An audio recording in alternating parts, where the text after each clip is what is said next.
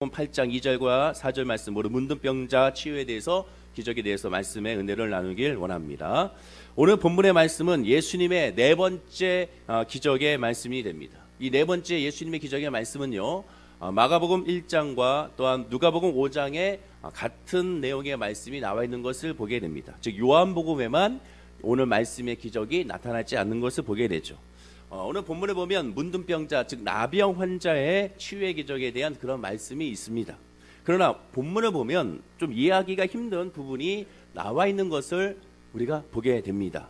그렇다고 해서 나병 환자가 치유받는 그 자체, 그 질병의 치유의 그 자체에 대해서 우리가 이해가 안 된다는 그런 내용으로 제가 말씀드리는 것이 아닙니다. 본문은 분명히 예수님께서 뭐라고 말씀하셨냐면 알리지 말라라고 말씀하게 됩니다.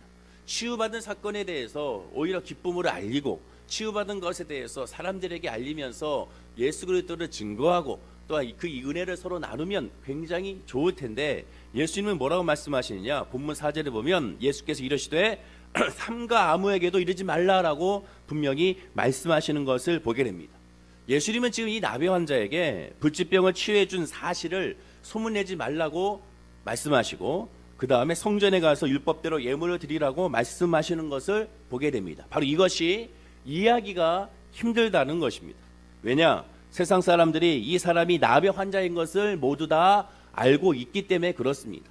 당연히 이 사람이 나병 환자인 것을 알고 있기 때문에, 그리고 모를 수밖에 없는 것이 나병이기 때문에, 율례의 결례를 따라야 하는 것이 저주의 병이 이 나병이기 때문에 가족뿐만 아니라 모든 이웃들이 알 수밖에 없는, 또한 알아야 하는, 잘못하면은 나병 환자이기 때문에 그와 접촉하거나 그와 대화하거나 또한 그의 몸을 만지게 되면 또 부정하다고 하기 때문에 알아야 되는 병이고 알릴 수밖에 없는 병이고 모든 사람이 공유할 수밖에 없는 병이 이 나병인 것을 보게 되는데, 그런데 당사자만 입을 막는다고 해서 이 질병의 치유의 역사가 결코 퍼지지 않느냐? 그럴 수가 없다라는 것입니다. 또한 예수님의 말씀에 따라서 성전에 가서 제사장에게 몸을 보이고 모세가 명한 예물을 드린다면 어찌 이렇게 나았는지를 설명을 자세하게 또한 해야 됩니다. 그러면 당연히 제사장이 알게 되고 뿐만 아니라 가족들이 알게 되고, 평상시에 나병으로 말미암아 교류가 없던 사람들이 치유받았다고 해서 다시 대화하고 교류하게 되면 왜 이 질병이 치료받았는지, 어떤 연유로 이 질병이 치료받았는지를 물어보게 되면 자연스럽게 말을 할 수밖에 없게 되는 것이고, 특별히 제사장 앞에서 만약에 거짓을 말할 경우에는 이 또한 죽음에 면할 수밖에 없기 때문에 당연히 솔직하게 말할 수밖에 없는 것을 보게 됩니다. 그러나 본문의 내용과 같이 기록한 마가복음 1장 40에서 45절에 의하면 예수님으로부터 비밀을 지키라고 당부받은 나병 환자는 어떻게 했느냐? 정말 비밀을 지켰는가? 지키지 않았음을 보게 됩니다. 그 반대죠. 제가 성경 말씀 읽어드리면 마가복음 1장 45절에 보면 나가서 이 일을 많이 전파하여 널리 퍼지게 하더라라고 말씀하고 있습니다. 예수님은 조용히 절대로 사람들에게 알리지 말라라고 말했는데 불구하고 이 나병 환자는 오히려 나가가지고 이 일을 많은 사람에게 전파하고 널리 퍼지게 했다고 성경은 말씀하고 있습니다. 이는 당연한 것이죠.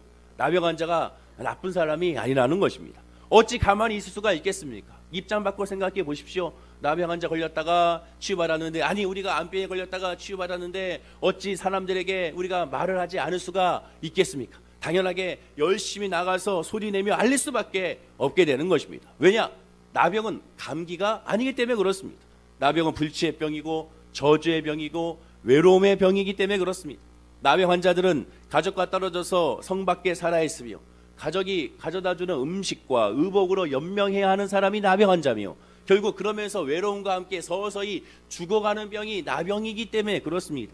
그러한 절망 가운데 죽음에 이르는 병이 이르렀던 이 나병 환자가 예수 그리스도로 말미암아 치유받았으면 당연히 사람들에게 나아가서 그것을 전하고 기쁨으로 같이 공유하고 기쁨으로 같이 축제를 벌이는 것이 당연한 것이죠.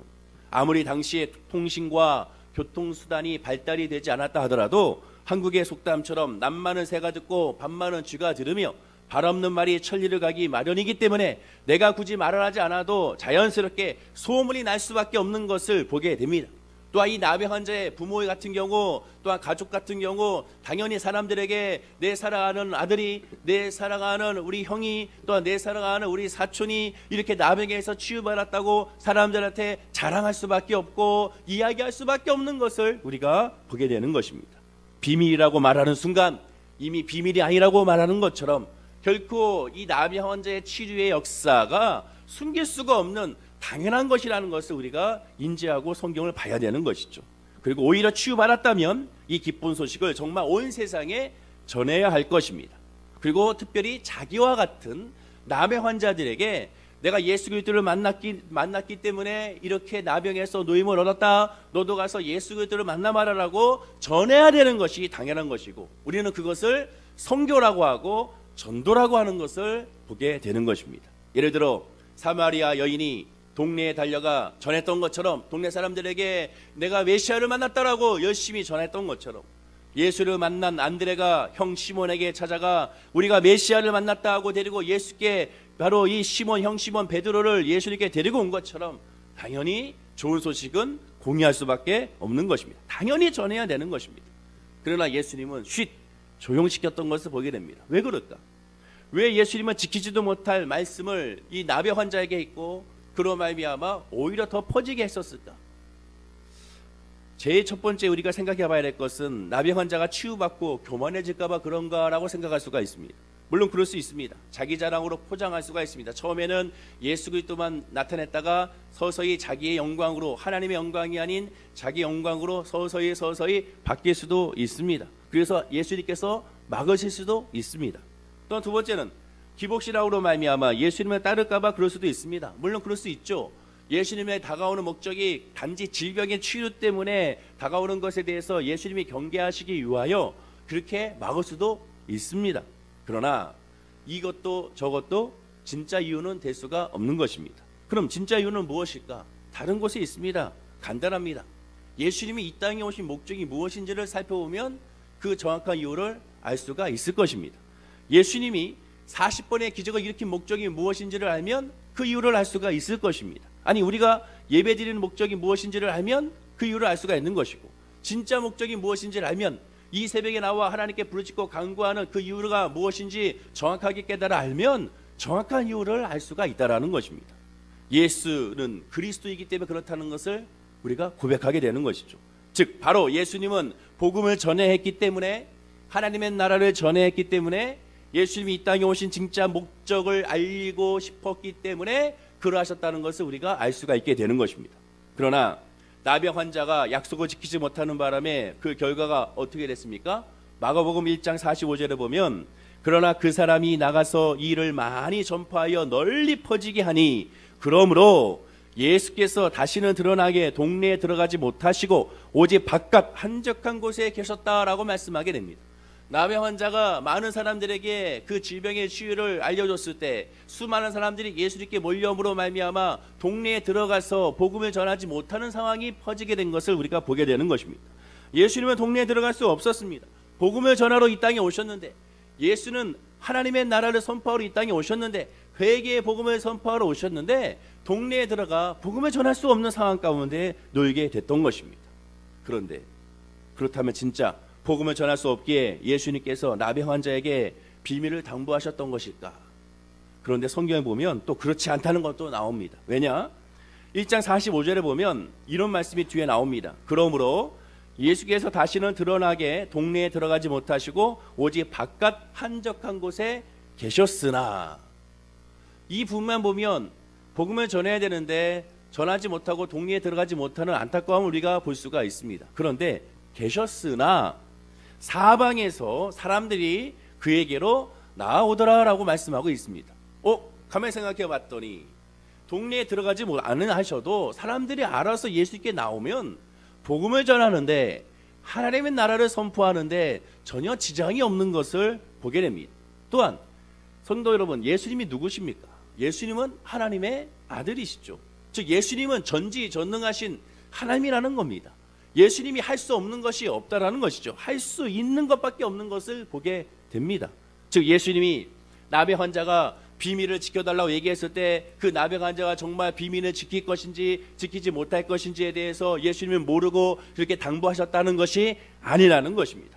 당연히 예수님은 나병 환자가 비밀을 지켜주지 않을 것을 이미 아시고도 예수님은 나병 환자에게 그것을 당부하셨다는 것을 알게 되죠. 요한일서 3장 20절에 보면 우리 마음이 혹 우리를 책망할 일이 있어도 하나님은 우리 마음보다 크시고 모든 것을 아신다라고 말씀하고 있습니다. 하나님 우리의 모든 것을 다 아시죠. 우리의 머리털도 다 세시고 우리의 마음 깊숙한 곳을 통촉하시고 우리 마음 가운데 우리가 알지 못하는 것까지 알고 계시는 분이 야훼 하나님 우리 예수 그리스도이십니다. 즉 예수님은 나병 환자가 이미 많은 사람들에게 선포하고 많은 사람들에게 전하며 소문을 내는 것을 이미 알고 계셨습니다. 알고 계심에도 불구하고 이런 사태가 날 것인 것을 알면서도 예수님은 나병 환자에게 쉿 조용히 하라고 말씀하셨다는 것입니다. 그러나 그래도 그렇게 예수님은 말씀할 수밖에 없었다는 것입니다. 왜? 하나님이 세상을 이처럼 사랑하시기 때문에 그렇습니다. 하나님은 알면서도 속아주시고 알면서도 기대하시고 알면서도 십자가의 길을 가시는 분이 우리 하나님이기 때문에 그렇습니다. 나병 환자의 비밀을 지킬 수 없음에도 그럼 비밀을 지키라고 하신 진짜 이유는 무엇이었을까? 그 이유는 결국 비밀을 지킬 수 없다라는 것을 보여주기 위한 또한 예수님의 마음을 우리가 알 수가 있습니다. 사람이 하나님을 찾을 때가 어느 때입니까? 여러분 우리가 하나님께 부르짖고 간구할 때가 어느 때입니까? 신령과 진정으로 여호와 하나님께 부르짖고 눈물로 주여 나와 함께 없어서 주여 나를 도우소서 내 기도에 응답하소서라고 부르짖고 간구할 때가 언제입니까? 누가복음 12장 29절에 보면 예수님이 이렇게 말씀하십니다. 너희는 무엇을 먹을까 무엇을 마실까 하여 구하지 말며 근심하지도 말라. 즉 이 말씀은 역으로 하면 너희들은 먹을지 마실지 또한 무엇을 구할지 이것에 대해서 늘 근심과 걱정 가운데 있다라는 것입니다. 또다시 역으로 말하면 무엇을 먹을까 무엇을 마실까 무엇을 구하실까 이런 이유가 아니면 하나님을 구하고 찾지 않는다는 것입니다. 이러한 급한 일이 생겨야 기도하고 이러한 급한 일이 생겨야 예배하며 이러한 급한 일이 생겨야 주 여호와 하나님을 찾을 수밖에 없는 존재가 저와 여러분이라는 것입니다. 나병 환자가 사람들에게 외친 것도 마찬가지라는 것입니다. 나병 환자가 사람들에게 외치는 것이 본인의 치유에 대해서 외치는 것이지 정말 예수 그리스도를 전한 것이 아니라는 것입니다.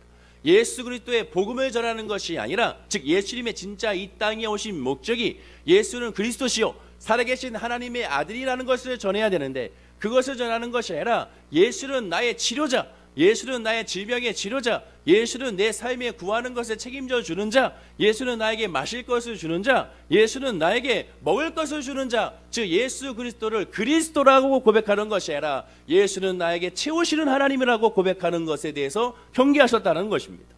즉 예수님이 오늘 본문에 보면 시키는 것과 시키지 않는 것의 차이를 보면 더 정확한 예수님의 의도를 알 수가 있습니다. 오늘 본문 4절 말씀이 너무 중요하니까 우리 본문 4절 말씀을 다 같이 한번 읽어보겠습니다. 자, 8장 4절 우리 본문 말씀입니다. 시작. 예수께서 이르시되 상가 아무에게도 이르지 말고 다만 가서 제사장에게 내 몸을 보이고 모세가 명한 예물을 드려 그들에게 입증하라 하시니라. 이 말씀 안에 이미 예수님의 의도가 다 담겨져 있습니다. 여러분 보십시오. 예수님께서 시키신 것은 무엇입니까? 그것은 바로 이것이죠. 다만 가서 이것만 하라는 것이죠. 제사장에게 내 몸을 보이고 모세가 명한 예물을 드려 그들에게 입증하라. 이것이 하나님이 시키신 것이고 하나님 하지 말라는 것은 이거 외에는 아무에게도 말하지 말라라고 예수님께서는 강조하신 것을 보게 됩니다. 즉 무슨 뜻입니까?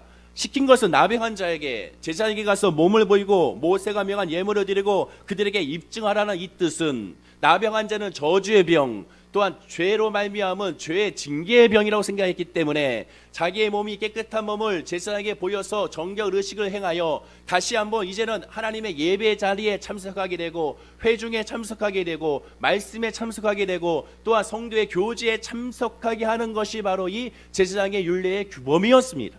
즉 무슨 뜻이냐? 육체가 건강하다는 것을 확인하는 것이 우선이 아니라 영적인 하나님과의 관계가 건강해졌다는 것을 확인하는 것이 먼저라는 것입니다. 우리의 삶 가운데 무엇을 먹을까 무엇을 입을까 무엇을 마실까가 먼저가 아니라 그것으로 말미암아 하나님을 만나고 하나님의 은혜 안에 거하고 하나님의 자녀가 되는 것이 먼저라는 것입니다. 나는 이제 하나님께 예배할 수 있다는 것에 대한 감격, 나는 이제 하나님 앞에 나올 수 있다라는 감격, 나는 이제 예수를 그리스도라고 부르짖을 수 있다라는 그런 감격, 나는 이제 하나님의 사랑의 울타리 안에 내가 들어왔다는 감격, 나는 이제 하나님의 자녀로 회복됐다는 감격, 즉 돌아온 탕자가 하나님의 아버지의 품에 다시 안긴 것처럼 우리가 바로 이 나병 환자에서 치유받음으로 말미암아 내가 하나님의 자녀가 됐습니다. 내가 이제 하나님을 예배할 수 있습니다. 내가 하나님의 성전에 나와 기도할 수가 있습니다. 내가 이제 예물을 드릴 수 있는 하나님과의 관계가 회복이 됐습니다. 즉 내 영이 잘 됐습니다. 내 영혼이 잘 됐습니다라는 그것을 먼저 입증하고, 그것을 먼저 감격하고, 그것을 증거하고, 그것을 전하는 것이, 그것이 선교요, 그것이 전도요, 그것이 복음이라는 것입니다. 예수님이 이 땅에 오신 목적이 바로 여기 있다라는 것이죠. 예수님이 이 땅에 오신 목적이 나병 환자의 치료에서 이 땅에 오신 것이 아닙니다. 물론 그것도 있습니다. 그러나 그것은 부차적인 것이고, 진짜는 우리의 영이 하나님과의 관계로 회복하기 위하여 예수님이 이 땅에 오셨다는 것입니다. 즉 나병 환자는 영적인 관계 회복에 대한 기쁨이 우선이지 썩어질 유체가 나음을 입었다는 것이 우선이 아니라는 것입니다. 예수님을 믿는 기쁨이 죄사함의 기쁨이 먼저고, 하나님의 자녀에 대한 모습이 먼저고, 은혜가 먼저고, 사랑이 먼저지, 우리가 직장의 문이 열리고, 사업의 문이 열리고, 가정의 문이 열리고, 또한 우리가 하고 싶은 모든 2017년 계획이, 우리의 삶이 이루어진 것이 먼저가 아니라는 것입니다. 하나님의 사랑은 감추어진 보화라고 성경은 말하고 있습니다. 예수님을 발견하는 것이 감추어진 보화를 발견한다고 말씀하고 있습니다.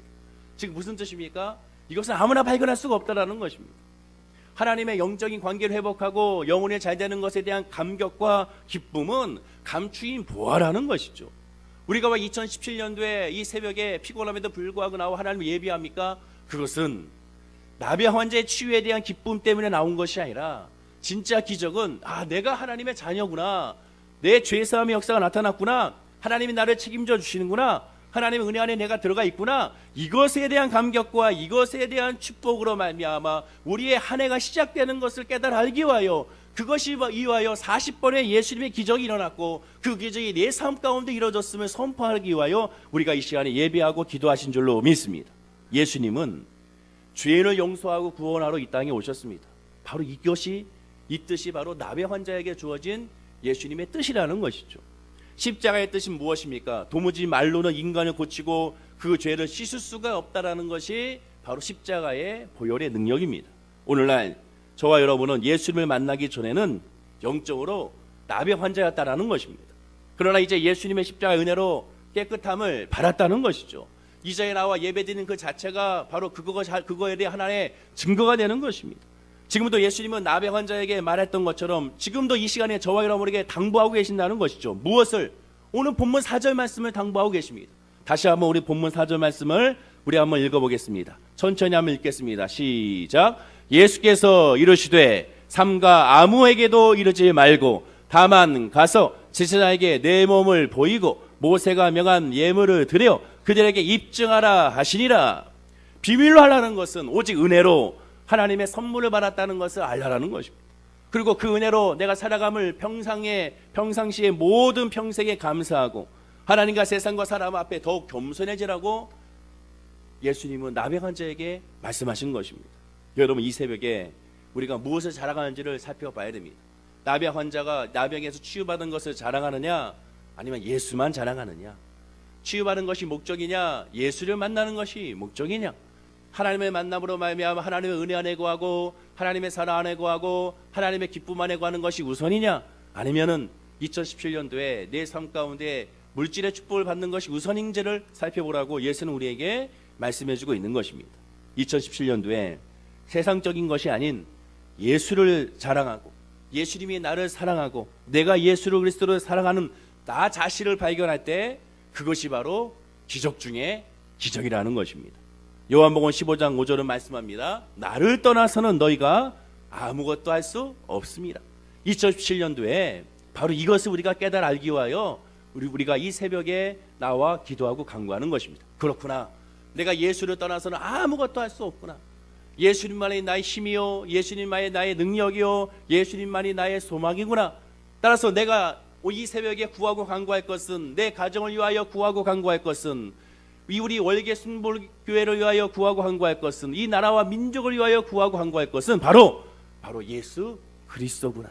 영혼의 잘된 같이 범사가 잘되고 강건하다는 것을 비로소 우리가 깨달아 알았을 때, 그것이 기적이고 그것이 능력이고, 그것을 알았을 때 하나님께서 모든 것을 다 갚아주시고 은혜로 채우신 것을 기억하고 깨달아 알아야 될 줄로 믿습니다. 따라서 우리가 이 새벽에도 구하고 간구할 때, 주여 내가 예수를 알기 원합니다. 주여 내가 복음을 알기 원합니다. 내가 하나님을 알기 원합니다. 다른 무엇보다 주님을 알고 주님의 뜻 안에서, 그 주님의 울타리 안에서 2017년도를 하나님의 뜻 안에서 내가 살게 하여 주시옵소서. 성령의 불기둥과 구름기둥이 나를 인도함을 받게 하여 주십시오. 작년까지는 내가 하나님 어떻게든 하려고 했습니다. 내가 발버둥 쳤습니다. 내가 살려고 했습니다. 내가 직장에서, 내가 사업장에서 내 계획으로 학업을 이끌고 내 계획으로 가족을 이끌려고 했습니다. 그러나 이제는 내가 아니라 주님의 은혜로 이 모든 것을 감당하게 해달라고 기도하는 모습이 저와 여러분의 신앙의 모습이 돼야 될 줄로 믿습니다. 그렇게 되면 어떻게 되는 줄 아십니까? 우리 마음이 자유해지게 됩니다. 그리고 우리 마음이 온유해지게 되는 것입니다. 그리고 우리 마음이 하나님의 놀라운, 이 세상이 주지 않는, 하나님만 해줄 수밖에 없는 놀라운 하나님의 은혜와 평강이 저의 마음을 지키게 된다는 것을 기억하는 우리 모든 성도님 되기를 간절히 축원하고 기도드립니다. 기도하겠습니다. 아버지 하나님, 오늘 말씀을 통하여 우리 다시 한번 깨달게 하시니 감사합니다. 이 새벽에 우리는 예수님만 자랑하고 예수님만 고백하고 주의 은혜와 주의 사랑의 관계에 감격하는 우리 모든 성도님들의 믿음이요 마음이요 삶이 될 수 있도록 복을 허락하여 주시옵소서. 이 새벽에, 아니 2017년도에 오직 주님과 함께하기 원합니다. 예수 중심으로 나가기 원합니다. 세상 중심이 아닌 예수의 말씀 중심, 예수 그리스도의 은혜 중심, 하나님의 선물 중심, 그것에 대한 평생의 감사와 평생의 겸손함이 우리 믿음과 우리 마음과 우리 삶 가운데 이루어지게 하여 주시옵소서. 이 새벽에도 구하고 간구하는 기도의 제목이 있을 것입니다. 육신의 연약함으로 말미암아 결국 눈에 보이는 것으로, 우리가 느껴지는 것으로 무너질 수밖에 없는 솔직한 심정을 주님께 고백합니다. 아버지, 2017년도에는 그 모든 아픔과 상처에서 노임을 얻게 하여 주시고, 질병에서 노임을 얻게 하여 주시고, 오직 예수의 은혜 안에서 모든 것에 감사하고 모든 것에 합력하여 선을 이루시는 하나님의 축복을 맛보아 알아가는 우리 월계 순복음교회 성도님들이 될 수 있도록 은혜와 은총을 더하여 주시옵소서. 감사드리며 예수님의 이름으로 기도드립니다. 아멘.